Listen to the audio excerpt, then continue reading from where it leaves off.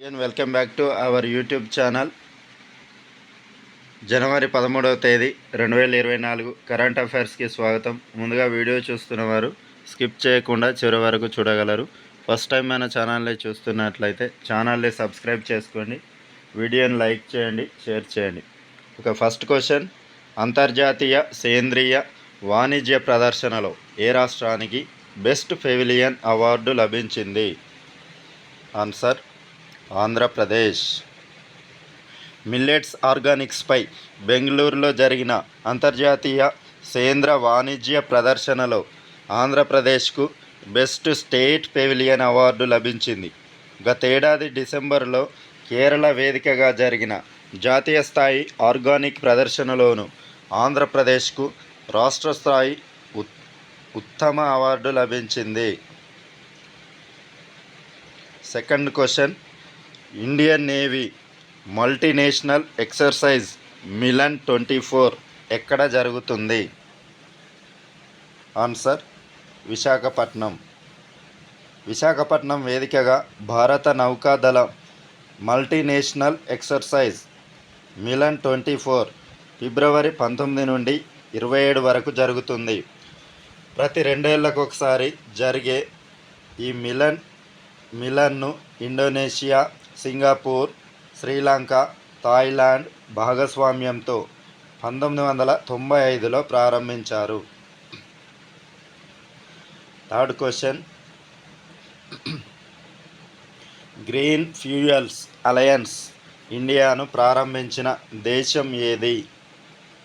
Green fuels alliance ఇండియాను ప్రారంభించిన దేశం ఆన్సర్ డెన్మార్క్. భారత్తో సుస్థిర ఇంధన సహకారాన్ని ప్రోత్సహించడం కోసం డెన్మార్క్ గ్రీన్ ఫ్యూయల్స్ అలయన్స్ ఇండియాను ప్రారంభించింది. GFAI అడ్వైజరీ బోర్డులో India, hydrogen alliance, Danish energy agency వంటి కీలక సంస్థలు ఉన్నాయి. ఫోర్త్ క్వశ్చన్, ఎవరి జయంతిని జాతీయ యువజన దినోత్సవంగా జరుపుకుంటారు? ఆన్సర్ స్వామి వివేకానంద. భారతదేశ ఔన్నత్యాన్ని దశ దిశల చాటిన స్వామి వివేకానంద జయంతిని జాతీయ యువజన దినోత్సవంగా జరుపుకుంటారు. ఆయన జయంతిని జాతీయ యువజన దినోత్సవంగా జరుపుకోవాలని 1984లో భారత ప్రభుత్వం ప్రకటించగా 1985 నుంచి ప్రతి సంవత్సరం జనవరి 12న ఈ వేడుకలు జరుపుకుంటున్నారు. ఫిఫ్త్ క్వశ్చన్, జాతీయ ఫార్మసిస్ట్ దినోత్సవం ఎప్పుడు జరుపుకుంటారు? ఆన్సర్ జనవరి 12. భారత్లో ప్రతి సంవత్సరం జనవరి 12న జాతీయ ఫార్మసిస్ట్ దినోత్సవంగా జరుపుకుంటారు. ప్రజారోగ్య సంరక్షణలో కీలక పాత్ర పోషిస్తున్న ఫార్మసిస్టుల సేవలను గుర్తు చేసుకోవడమే దీని యొక్క ప్రధాన ఉద్దేశం. సిక్స్త్ క్వశ్చన్, ఐన్స్టీన్ ప్రోబ్ ఉపగ్రహాన్ని ప్రయోగించిన దేశం ఏది? Answer China. ఖగోళ రహస్యాలను ఛేదించేందుకు చైనా జనవరి 9న ఐన్స్టీన్ EP ఉపగ్రహాన్ని ప్రయోగించింది.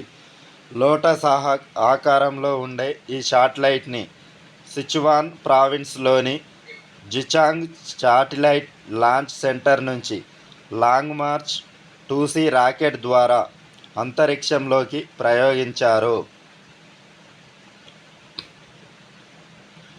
సెవెంత్ క్వశ్చన్, గుర్రపు స్వారీలో అర్జున అవార్డు అందుకున్న తొలి భారతీయ మహిళా అథ్లెట్ ఎవరు? ఆన్సర్ దివ్యకృతి సింగ్. రాజస్థాన్కి చెందిన హార్స్ రైడర్ దివ్యకృతి సింగ్ గుర్రపు స్వారీలో అర్జున అవార్డు అందుకున్న తొలి మరియు ఏకైక భారతీయ మహిళా అథ్లెట్గా నిలిచింది. దివ్యకృతికి ఈ అవార్డును రాష్ట్రపతి ద్రౌపది ముర్ము జనవరి 9న అందజేశారు. ఎయిత్ క్వశ్చన్, మహిళల 25 మీటర్ల స్పోర్ట్స్ పిస్టల్ విభాగంలో ఒలింపిక్స్కు అర్హత సాధించిన భారత షూటర్ ఎవరు? Answer rhythm Sangwan. భారత షూటర్ రిథమ్ సంగ్వాన్ మహిళల 25 మీటర్ల స్పోర్ట్స్ పిస్టల్ విభాగంలో ఒలింపిక్స్కు అర్హత సాధించింది. ఆసియా ఒలింపిక్ క్వాలిఫైయర్లో రిథమ్ బ్రాంజ్ మెడల్ సాధించడం ద్వారా ఇది సాధ్యమైంది. 9th question. అంతర్జాతీయ T20 క్రికెట్లో అత్యంత విజయవంతమైన ప్లేయర్ ఎవరు? ఆన్సర్ రోహిత్ శర్మ. రోహిత్ శర్మ జట్టు గెలిచిన 100 విజయాల్లో భాగమై అంతర్జాతీయ T20 క్రికెట్లో అత్యంత విజయవంతమైన ప్లేయర్గా అవతరించాడు.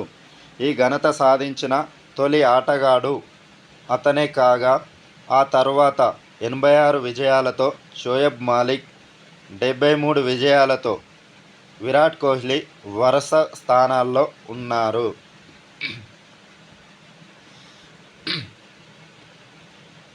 10th question.